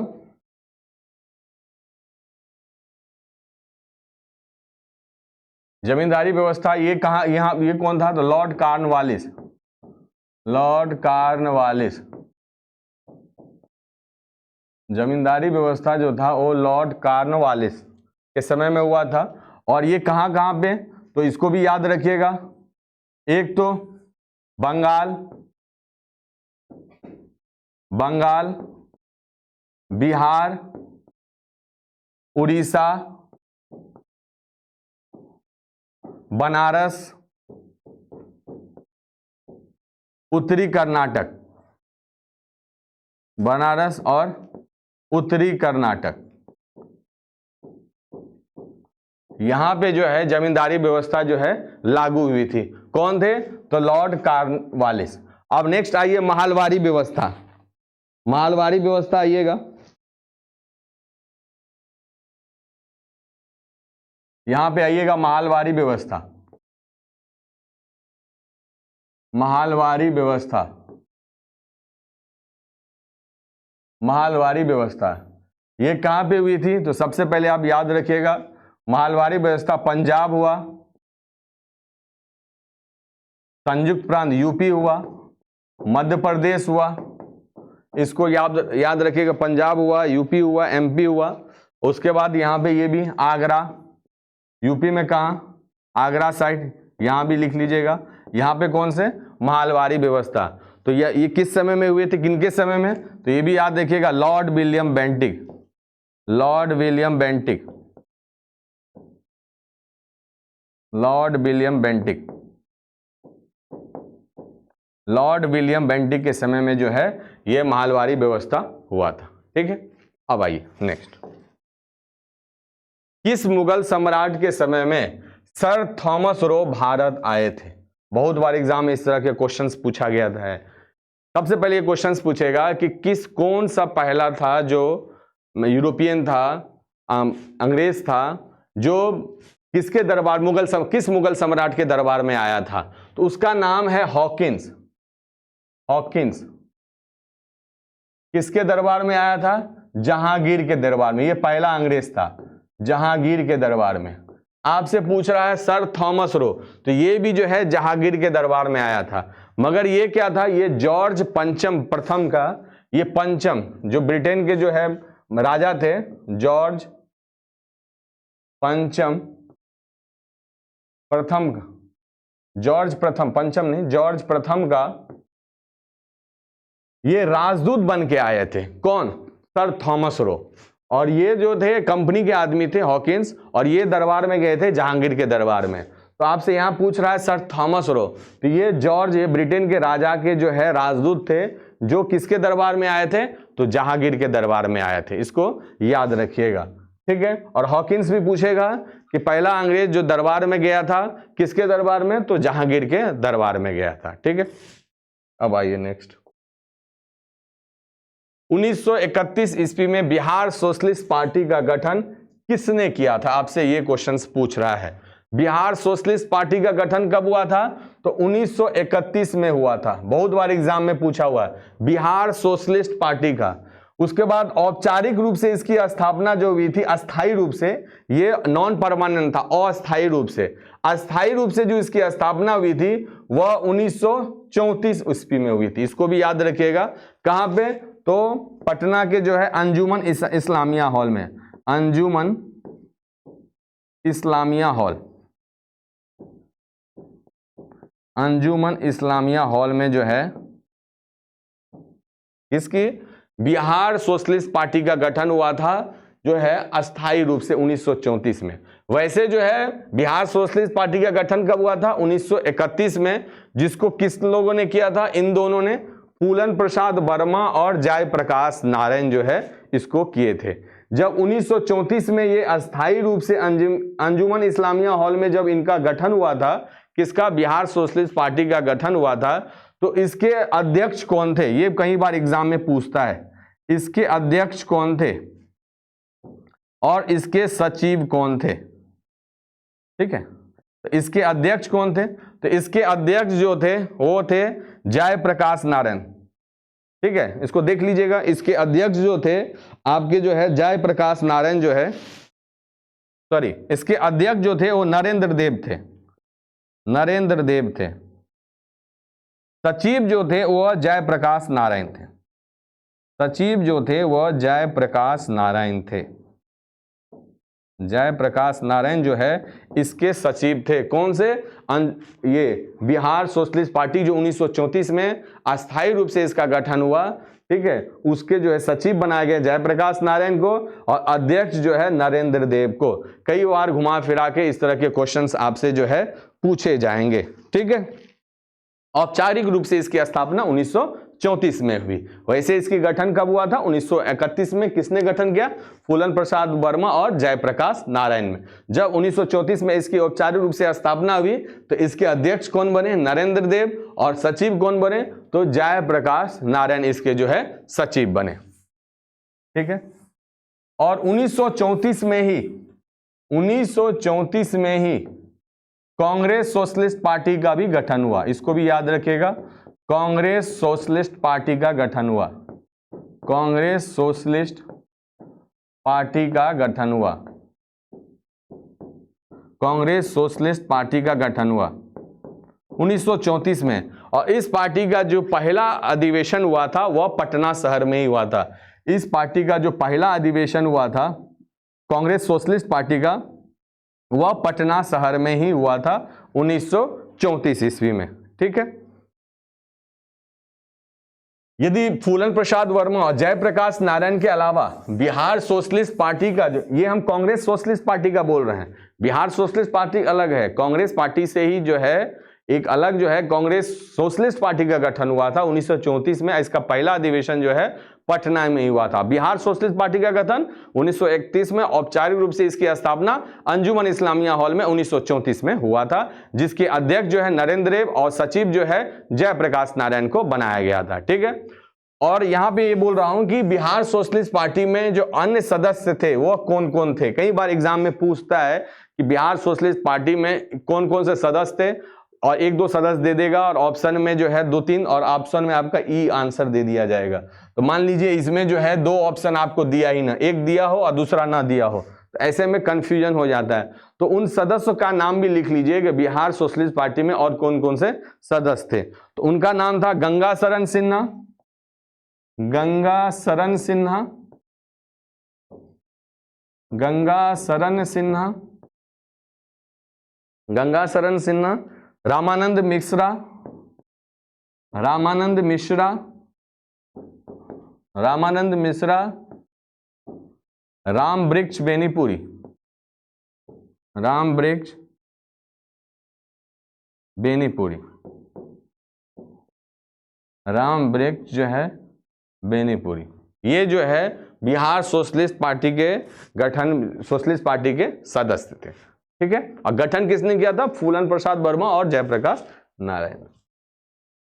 नेक्स्ट आइए, 1913 में अनुशीलन समिति की एक शाखा पटना में किसने स्थापित की? तो अनुशीलन समिति क्या है? आपसे क्वेश्चन डायरेक्ट पूछ लेगा, तो आपको याद होना चाहिए अनुशीलन समिति क्या है? एक क्रांतिकारी संगठन था। अब पूछ रहा है कि इसकी शाखा 1913 में स्थापित की गई, तो याद रखिएगा नेक्स्ट बार आपसे क्वेश्चन पूछ सकता है कि अनुशीलन समिति की शाखा जो पटना में स्थापित की गई वो कब की गई? ईस्वी भी याद रखिएगा 1913 ईस्वी में। तो पटना में किसने स्थापित किया? तो इनका नाम रखिएगा इन क्रांतिकारी का, तो इनका नाम है सचिंद्र नाथ सान्याल। ठीक है, अब आइए अनुशीलन समिति के बारे में जान लें। इसकी स्थापना जो हुई थी वह 1907 में हुई थी। कहां पे हुई थी? वह कोलकाता में हुई थी। कलकत्ता में जो है अनुशीलन समिति की स्थापना हुई थी, 1907 में हुई थी। इसमें दो आदमी का जो है अहम योगदान है।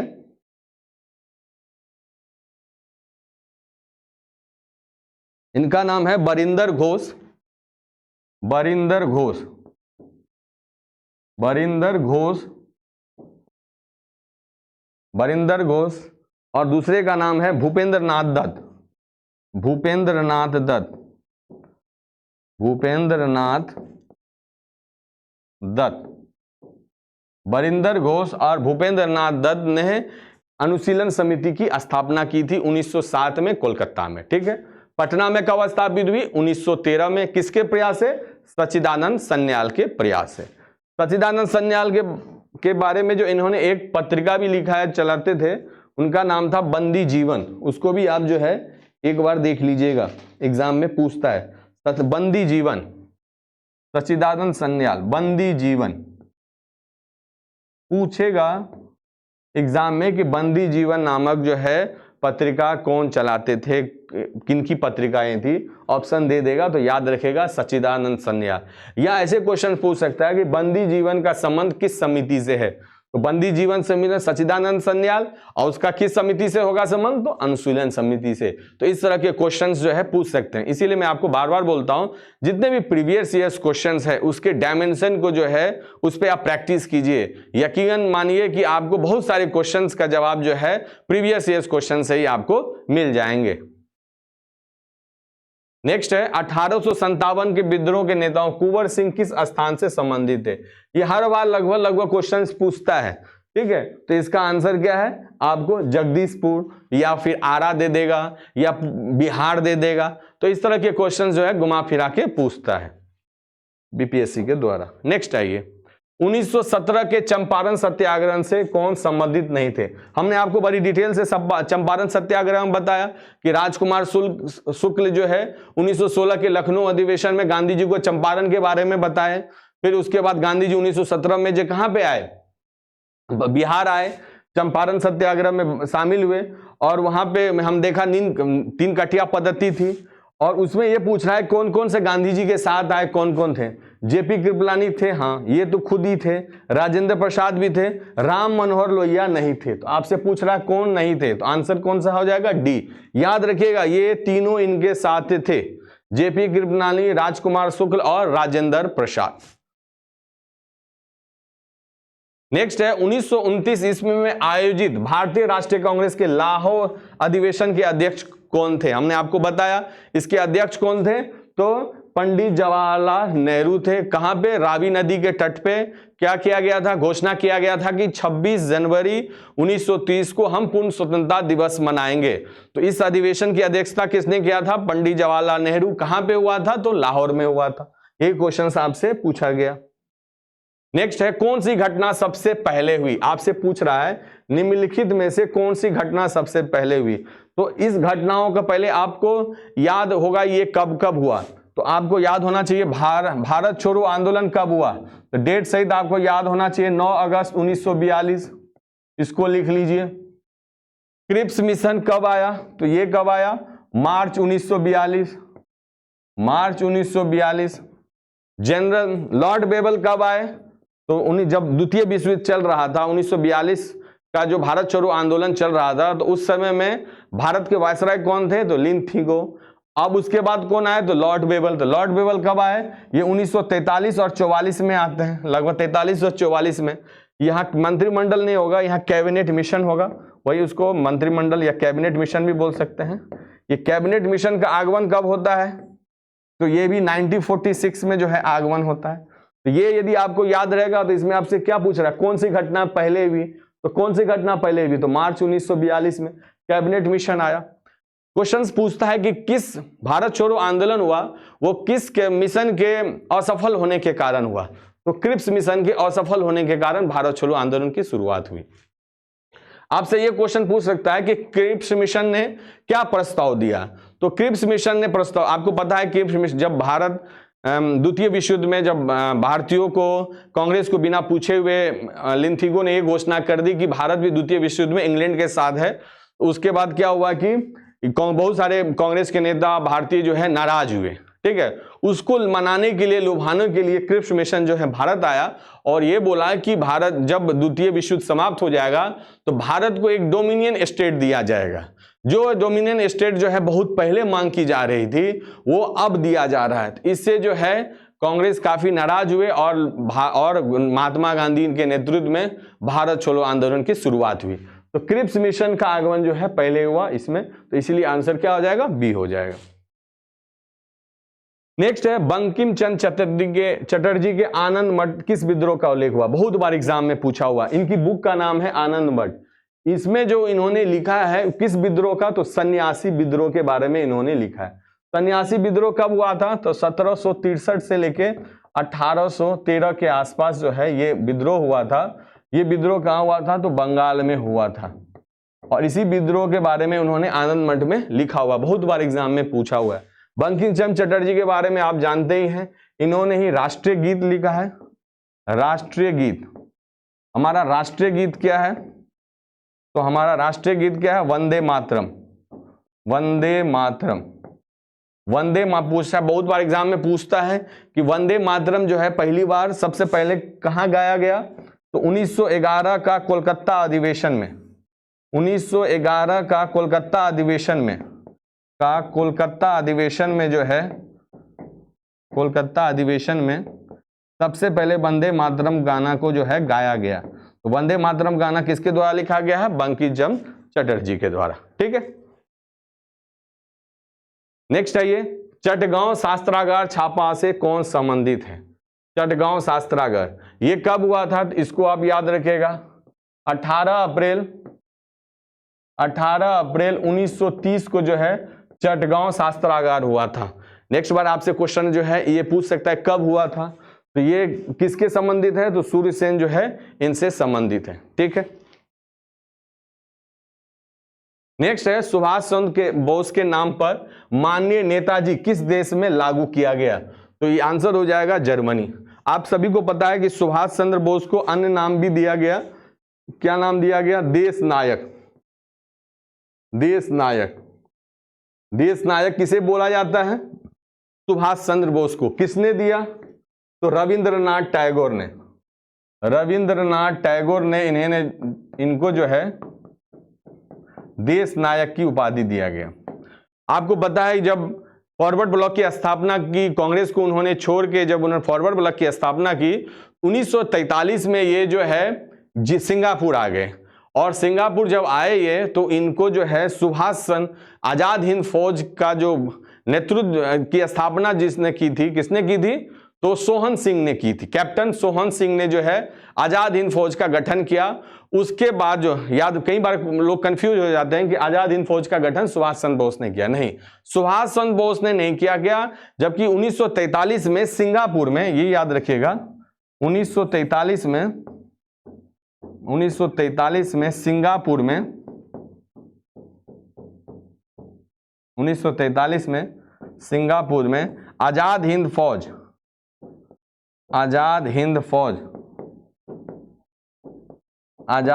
फौज जिसको इसका गठन स्थापित कौन किया था? कैप्टन सोहन सिंह। इसको भी याद रखिएगा, ब्रैकेट में लिखिएगा, इसकी स्थापना कैप्टन सोहन सिंह ने किया था, ठीक है। तो यहाँ पे आजाद हिंद फौज का इनको नेतृत्व प्रदान कर दिया। जब ये यहाँ पे आए तो इनको जो है नेतृत्व बना दिया गया कि आप इसका नेतृत्व करिए। तो किसने नेतृत्व प्रदान किया? तो इसको भी याद रखिए, बहुत बार एग्जाम में पूछता है। उनका नाम था रास बिहारी बोस। रास बिहारी बोस। देखिए कभी कभी दो नेता हैं, रास बिहारी बोस और रास बिहारी घोष। घोष अलग हैं। रास बिहारी घोष को आप कहां पढ़िएगा? तो सूरत अधिवेशन 1907 में, जिसकी अध्यक्षता किसने की थी? तो रास बिहारी घोष ने किया था, घोष। और उसमें सूरत अधिवेशन में क्या होता? नरम दल गरम दल का बंटवारा हो गया था। यहां पे रास बिहारी बोस, सुभाष चंद्र बोस से याद रखिएगा, बोस। इन्होंने क्या किया था? सुभाष चंद्र बोस को जो है सिंगापुर जब आए थे तो इनको आजाद हिंद फौज का जो है इनको नेतृत्व प्रदान किया गया था। इनके नेतृत्व प्रदान करने के बाद जो है रविन्द्रनाथ टैगोर ने सुभाष चंद्र बोस को देश नायक की उपाधि दी, देश नायक सुभाष चंद्र बोस। ठीक है।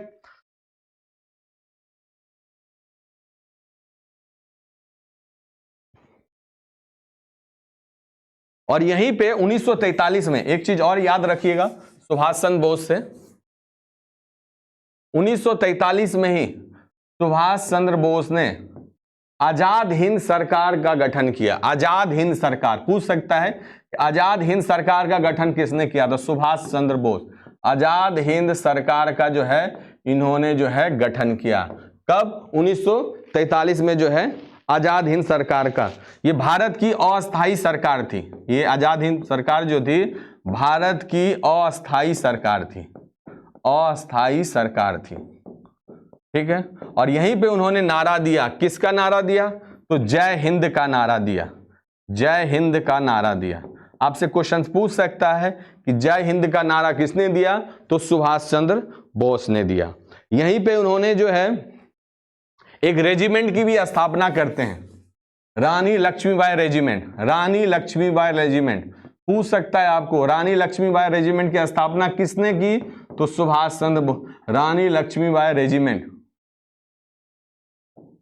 रानी लक्ष्मीबाई रेजिमेंट की जो स्थापना की। आपसे पूछ सकता है कि आजाद हिंद फौज का जो कार्यालय था, ऑफिस था, वो कहां पे था? तो आजाद हिंद फौज का जो कार्यालय या ऑफिस था वो रंगून में था, रंगून में। रंगून बर्मा की राजधानी थी।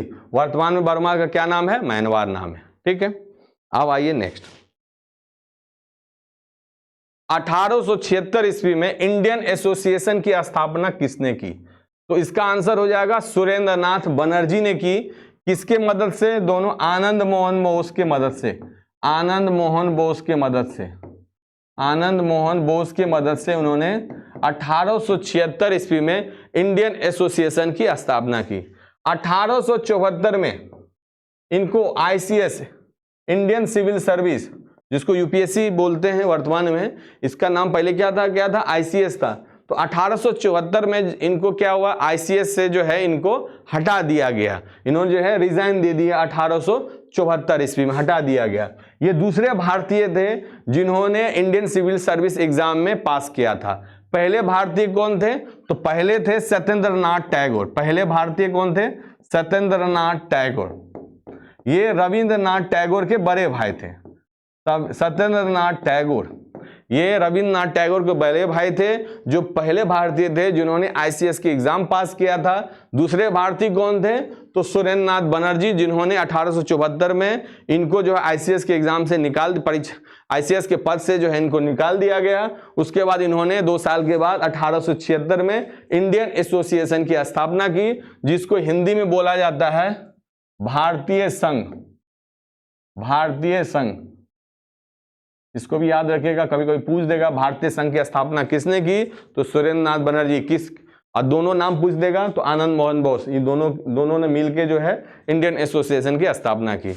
इनसे क्वेश्चंस ये भी पूछता है कि सुरेंद्र नाथ बनर्जी 1885 में 28 दिसंबर 1885 को जो कांग्रेस का पहला अधिवेशन कहाँ हुआ था? मुंबई में हुआ था। उसमें इन्होंने भाग क्यों नहीं लिया? तो आपको मैं बता दूं, इसलिए उन्होंने भाग नहीं लिया क्योंकि इंडियन एसोसिएशन का एक जो है अधिवेशन भी जो है कोलकाता में था, और दोनों का जो है आप जो है डेट जो है आपस में ही मिला था, जिसके कारण क्या हुआ कि इंडियन एसोसिएशन की अधिवेशन के कारण इन्होंने जो है भारतीय राष्ट्रीय कांग्रेस का जो अधिवेशन पहला हुआ था इसमें इन्होंने भाग नहीं लिया। और 1886 का जो अधिवेशन हुआ, 1886 का जो कोलकाता में अधिवेशन हुआ, तो वहां पे ये जो है इंडियन एसोसिएशन जाके जो है भारतीय राष्ट्रीय कांग्रेस में जाके मर्ज हो गया। उस अधिवेशन की अध्यक्षता जो की थी वह दादा भाई नेहरू जी ने किया था। ठीक है, अब आइए नेक्स्ट। 3 गोल सम्मेलन में किसने भाग लिया? हमने आपको बताया, इसका आंसर क्या हो जाएगा? BR अम्बेडकर जो है तीनों गोल में सम्मेलन में इन्होंने भाग लिया।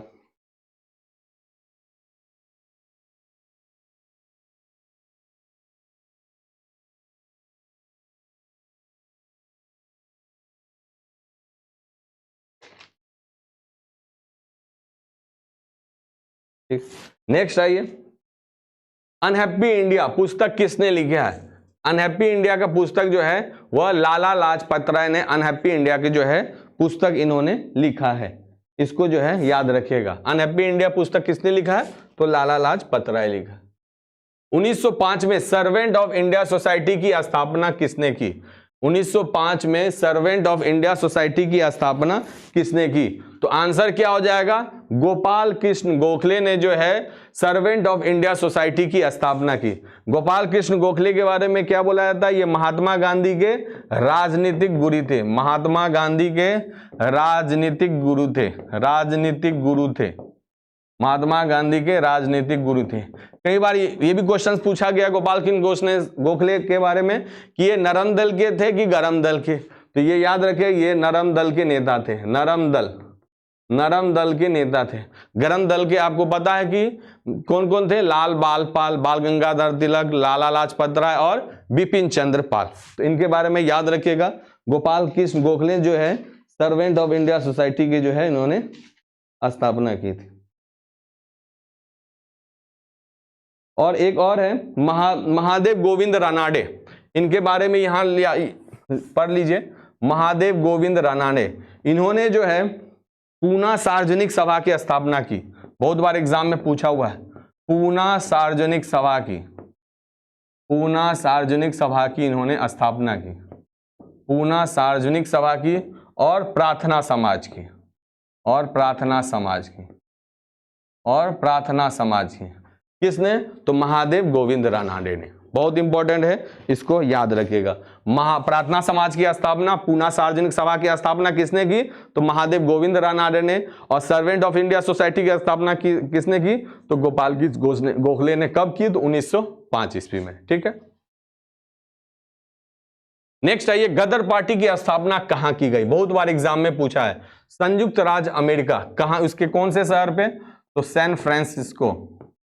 सैन फ्रांसिस्को, सैन फ्रांसिस्को में जो है इसकी जो है स्थापना की गई। संयुक्त राज्य अमेरिका में गदर पार्टी की स्थापना कब की गई?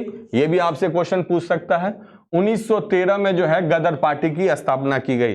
ये संयुक्त राज्य अमेरिका जो सैन फ्रांसिस्को कहां पे है? तो ये यूएसए के पश्चिम भाग में है, पश्चिम वेस्टर्न भाग में है। ये भी पूछता है कि गदर पार्टी जो है कि स्थापना कहां हुई? उत्तरी अमेरिका, दक्षिणी अमेरिका, पूर्वी और पश्चिमी अमेरिका। तो ये पश्चिमी अमेरिका, सैन फ्रांसिस्को संयुक्त राज्य अमेरिका में। इसके जो है स्थापना किसने किया था? तो सोहन सिंह भाकना ने। सोहन सिंह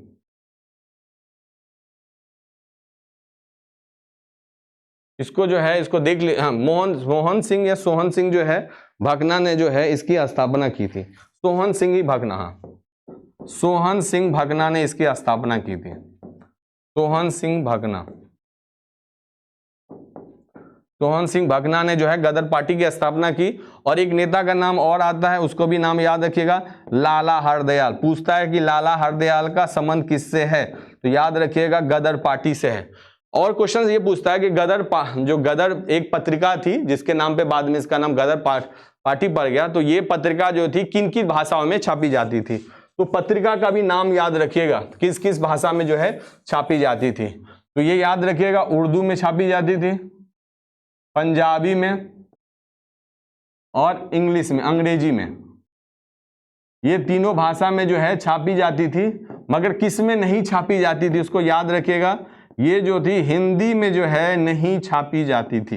कई बार एग्जाम में पूछा गया है गदर जो है पत्रिका किस भाषा में नहीं छापी जाती थी, हिंदी में किस में छापी जाती थी, तो उर्दू, पंजाबी और अंग्रेजी में। ठीक है, नेक्स्ट आइए, 1946 में स्थापित अंतरिम सरकार में राजेंद्र प्रसाद को कौन सा विभाग मिला था? हमने आपको बताया उनको कौन सा विभाग मिला था, खाद्य एवं कृषि विभाग मिला था।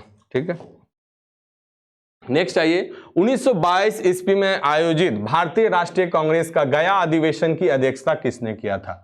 तो बिहार में 2 अधिवेशन हुआ था, एक तो 1912 में और एक 1922 में। तो 1922 का गया अधिवेशन की अध्यक्षता किसने की थी? तो चित्तरंजन दास ने जो है अध्यक्षता की थी। ये कौन सा अधिवेशन था? तो 37वां अधिवेशन, इसको भी याद रखिएगा, नंबर भी 37वां अधिवेशन था। 37वां अधिवेशन जो है 37वां अधिवेशन था, 37वां अधिवेशन। और एक था 27वां अधिवेशन, वो कहाँ हुआ था? 27वां अधिवेशन हुआ था 1912 में। कहाँ हुआ था? बांकीपुर पटना में। बांकीपुर पटना में जो है इसका हुआ था। इसके अधिवेशन जो इसकी अध्यक्षता किसने की थी? R.N. मधोलकर। R.R. मधोलकर ने जो है इसकी जो है R.N. मुथोलकर, R.N. मुथोलकर ने इसकी जो है अध्यक्षता की थी। 1912 में ये 27वां अधिवेशन था और 37वां अधिवेशन की अध्यक्षता किसने की थी? तो चित्तरंजन दास ने। तो ये थे हमारे 67 बीपीएससी के रिवाइज्ड और जो है कैंसिल एग्जाम के जो है मॉडर्न हिस्ट्री से जो है क्वेश्चन जो विगत वर्षों में जो है 67 बीपीएससी में पूछे गए हैं। और हम जल्द ही जो है 66, 65, 64 इस तरह के मॉडर्न हिस्ट्री के क्वेश्चंस लाएंगे और उसका जो है विस्तार पूर्वक जो है इसी तरह से चर्चा करेंगे ताकि आपको आने वाले एग्जाम में इसका फायदा मिले। तो आशा करता हूं आपको ये वीडियो अच्छा लगा होगा। अभी तक हमारे चैनल माय ऑनलाइन प्रीप को सब्सक्राइब नहीं किए हैं तो प्लीज सब्सक्राइब करें और ज्यादा से ज्यादा इस वीडियो को शेयर करें। Thank you, all the best for your exam.